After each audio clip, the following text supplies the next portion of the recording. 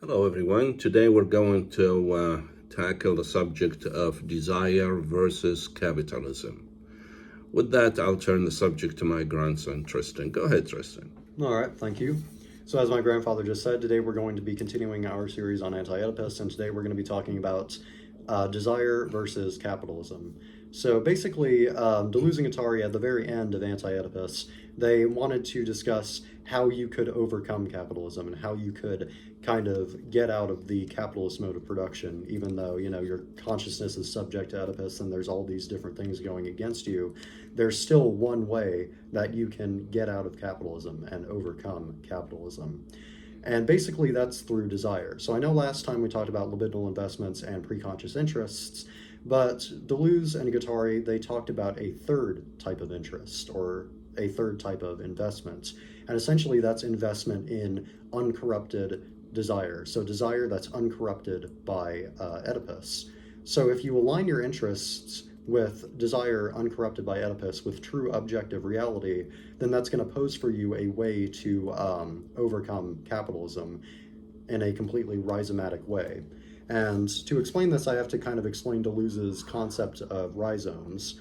So basically, thinking can be classified in mainly two ways. So there's tree thinking and rhizomatic thinking. So tree thinking is kind of like you have the idea, you have like an object, and everything else is kind of like a derivative of that object. So let's say, for example, you have a drum. So a derivative of a drum would be like a drum machine, for example. So basically, all of the derivatives of the original object are just trying to imitate and be as much like the original object as possible.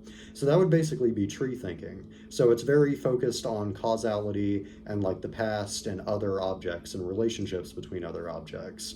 Now, rhizomatic thinking is basically the complete opposite. So thinking rhizomatically would basically be like, I guess, coming up with completely new creative solutions that's disconnected from every other solution or every other problem that's been thought of. So basically, Deleuze and Guattari say that the only way to overcome capitalism is by thinking and developing rhizomatic solutions. And basically, developing rhizomatic solutions basically works like this. So if you align your interests with desire and your consciousness becomes desire, you're sleeping for a little bit there. Oh. Sorry.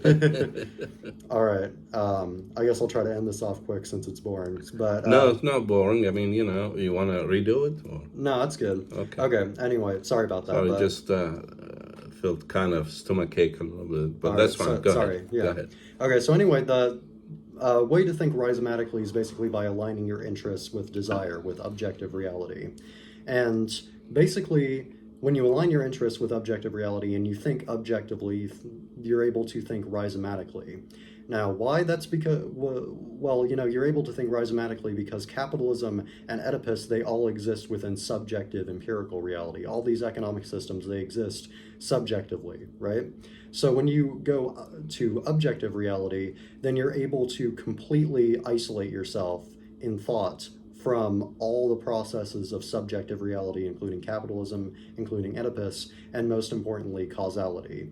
So you have literally no connection to the concept of causality anymore, because like Kant explained in the Critique of Pure Reason, causality is a thing in subjective empirical reality, so you have no connection to causality or capitalism or Oedipus in terms of thought when you align yourself interest-wise with the uncorrupted objective desire in production.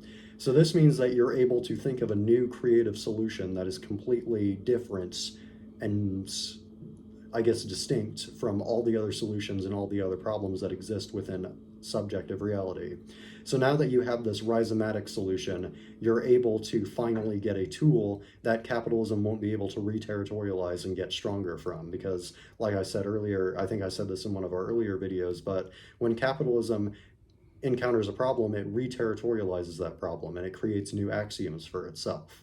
So basically, capitalism is just able to adopt this problem and make itself stronger by being able to mold and adapt to this problem.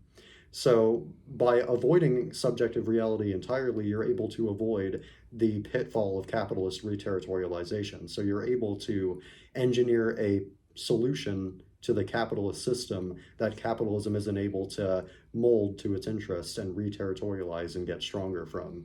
So basically, capitalism, if you have a rhizomatic solution to capitalism, capitalists and Oedipus and capitalism as a system itself, it has no tools, no weapons to fight back with. So basically, it's just like kind of just, easy as like kind of pushing a little like baby over with, basically.